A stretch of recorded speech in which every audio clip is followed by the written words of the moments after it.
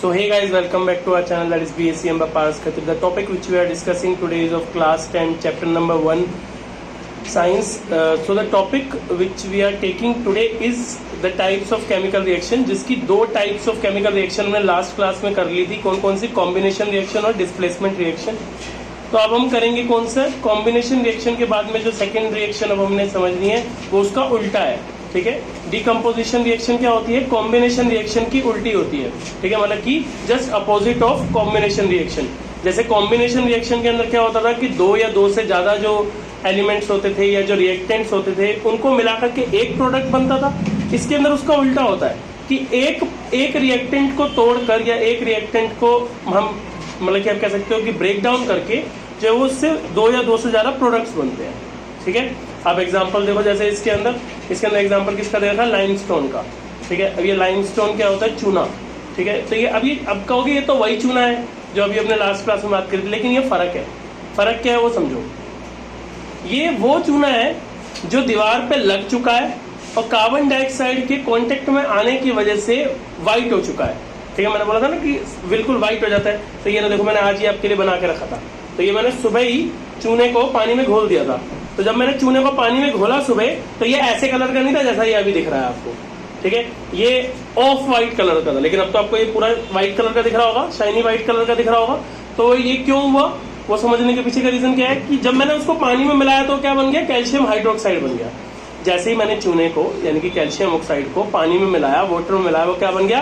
Calcium hydroxide बन गया.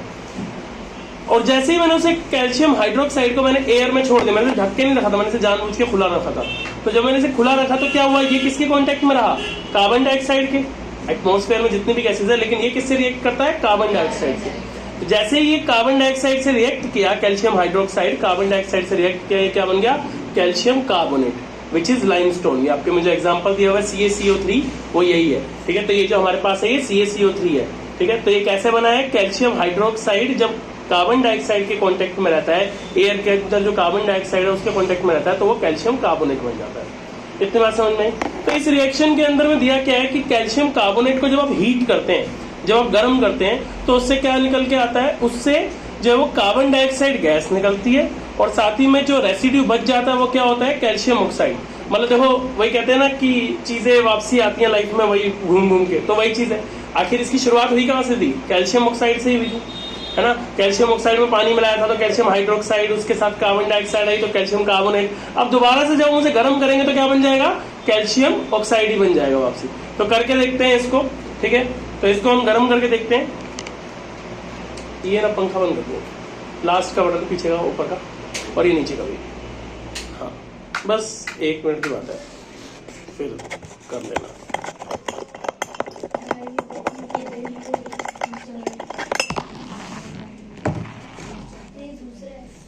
ठीक है. तो ये चालू हो गया. ठीक है. अष्टमी है ना, तो पूजा कर लेते हैं. कल तो हमने प्रॉपर पूजा करी थी 9th वाले बैच में. हमने क्या किया था? कल कपूर जलाया था, एक्सपेरिमेंट किया था, और कुछ कपूर उसमें बचा भी हुआ है. तो हो सकता है इसे टाइम लगे क्योंकि नीचे पहले कपूर जलेगा.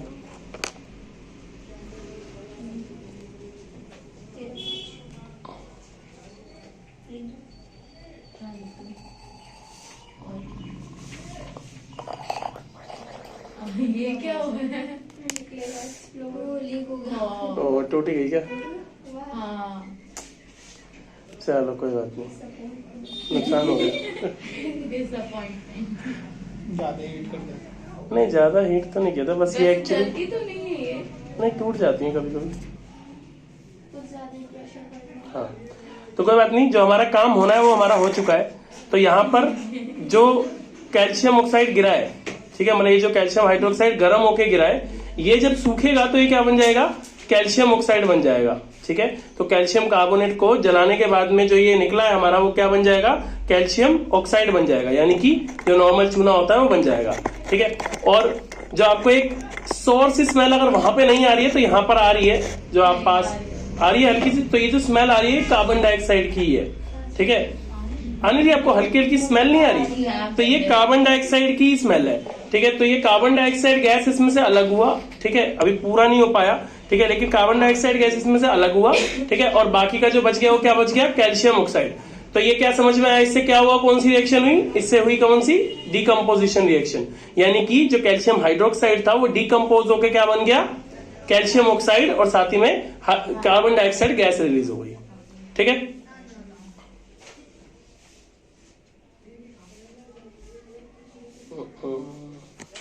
इसको पेपर में रैप करके रख दो ना, मुझे पता नहीं।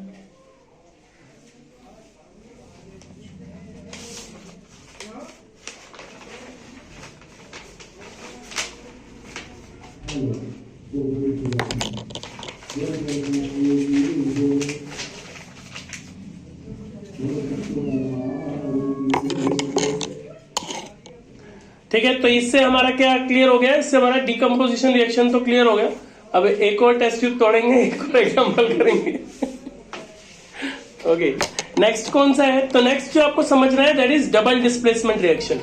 डबल डिस्प्लेसमेंट रिएक्शन समझने के लिए आपका डिस्प्लेसमेंट रिएक्शन, आप पंखा चला सकते हो, ठीक है, आपका डिस्प्लेसमेंट रिएक्शन के प्रति पूरा क्लियरेंस होना चाहिए, आपको पूरी तरह पता होना चाहिए कि डिस्प्लेसमेंट रिएक्शन क्या थी। तो याद है आपको डिस्प्लेसमेंट रिएक्शन क्या थी, अभी कराया लास्ट क्लास में।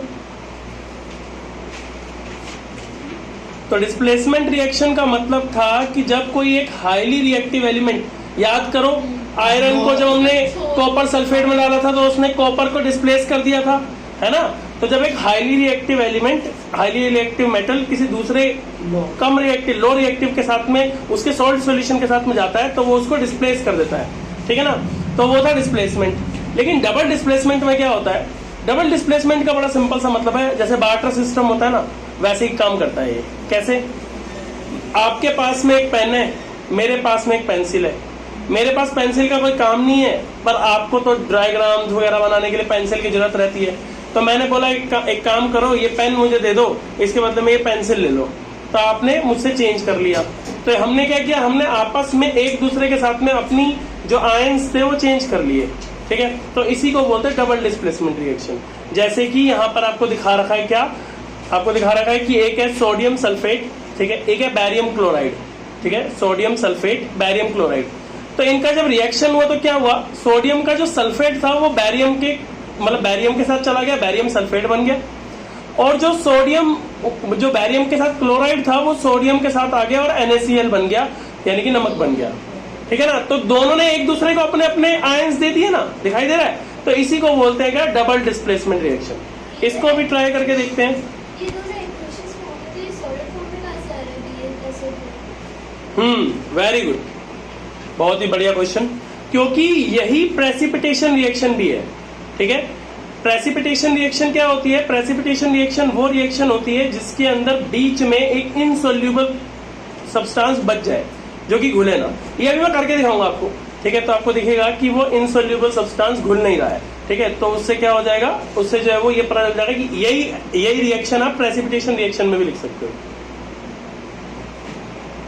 तो we have both of it, ठीक है। हमारे पास में बैरियम क्लोराइड है, ठीक है, जो यहाँ पे लिखा है बैरियम क्लोराइड, और हमारे पास में सोडियम सल्फेट है, ठीक है। जो दोनों यहाँ पे चाहिए वो दोनों चीजें हमारे पास लकीली हैं, ठीक है। तो अभी उनको दोनों को करके देखते हैं।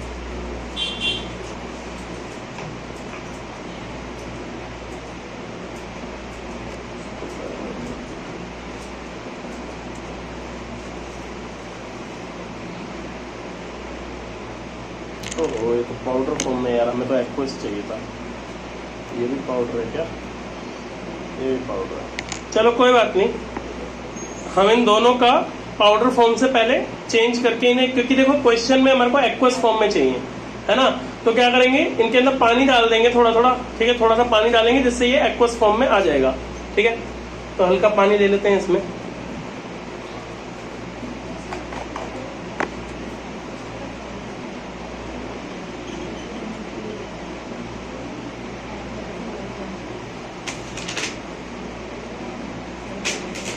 थोड़ा सा पानी ले लिया है,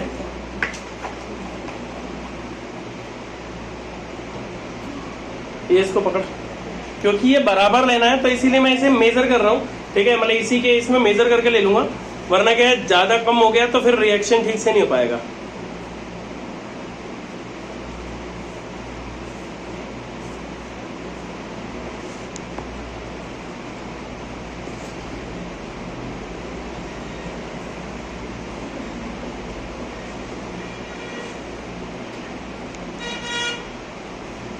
ला दो। ठीक है, तो ये sodium sulphate in the green cap, ठीक है, हम इसमें डाल रहे हैं।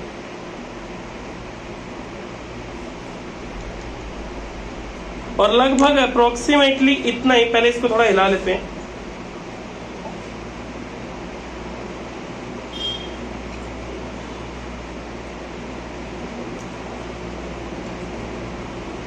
और ये क्या है, ये बैरियम क्लोराइड, ये भी इसमें मिला लेते हैं।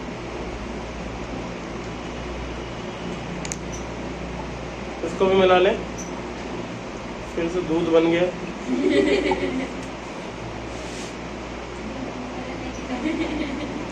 दूध बनाने की विधि। दूध बनाने के सब टेस्ट।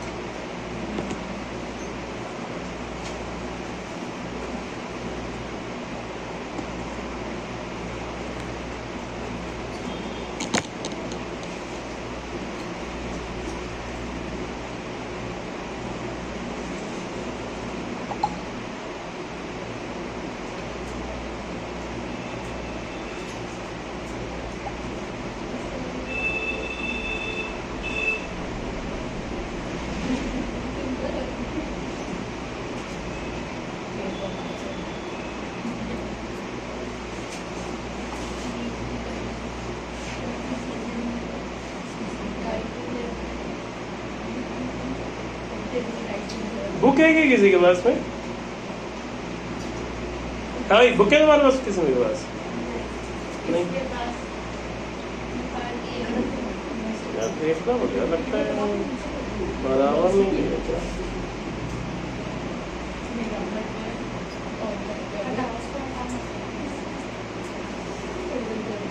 तो अभी फिलहाल इसमें तो कुछ हुआ नहीं है, हमारा इसमें प्रेसिपिटेट दिखना चाहिए, लेकिन प्रेसिपिटेट इसमें कोई दिखेगा भी कैसे यार, पता नहीं चल रहा।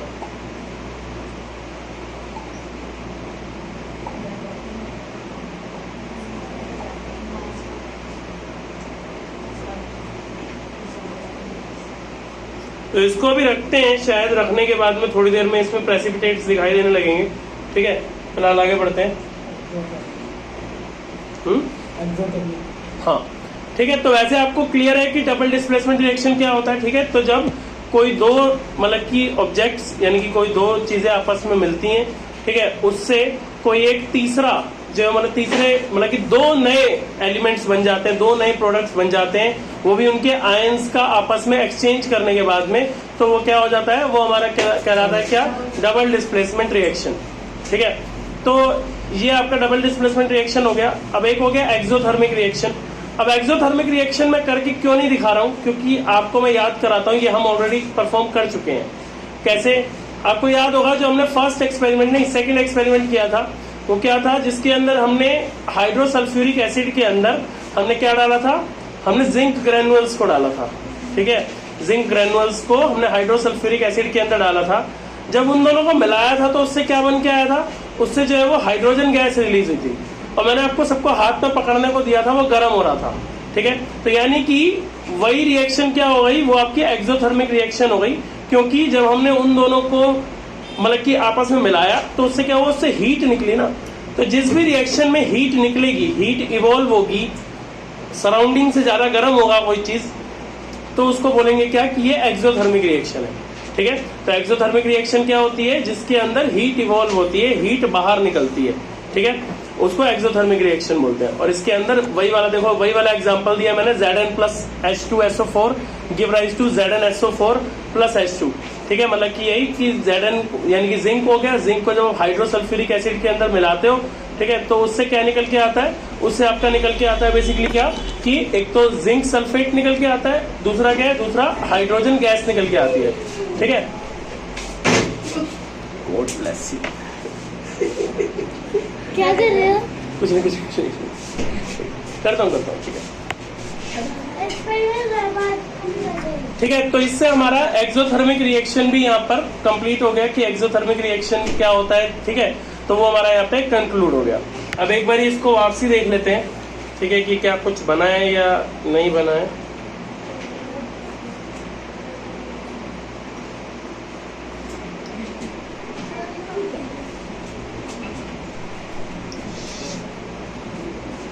तो ये जो नीचे आपको दिखाई दे रहा है, ठीक है, ये अब मैं इसमें डाल रहा हूं तो भी देखो लास्ट में ये वापसी नहीं आ रहा है, ठीक है, निकल के बाहर नहीं आ रहा है, ठीक है। तो ये जो व्हाइट कलर का, ये आप समझ लो कि ये जो निकल के आया ना, ये हमारा क्या है, ये NaCl है। अब मैं इसको टेस्ट तो नहीं कर सकता, NaCl का मतलब क्या होता है, नमक। अब मैं इसको चाट तो नहीं सकता, चाट के साथ नहीं चेक कर सकता कि नमकीन है या नहीं है, लेकिन ये है वैसे नमक, ठीक है, नमक का पानी बन गया है। और ये जो आपको नीचे प्रेसिपिटेट दिखाई दे रहा है, ठीक है, नीचे जमा हुआ हिस्सा दिखाई दे रहा है, ये क्या है हमारा, ये हमारा क्या है, ये बैरियम सल्फेट है, ठीक है। बैरियम सल्फेट जो कि किसके अंदर है, सॉलिड फॉर्म में, सेमी सॉलिड फॉर्म में है। और ये क्या है, ये एक तरीके का जो है वो प्रेसिपिटेट है। तो यही प्रेसिपिटेट रिएक्शन जब भी आपसे पूछा जाएगा तब आप उसमें ये वाली रिएक्शन भी लिख सकते हो। क्लियर है इतनी चीज? So that's all for today. If you have any doubt, you can always ask us in the comment section. Thank you so much.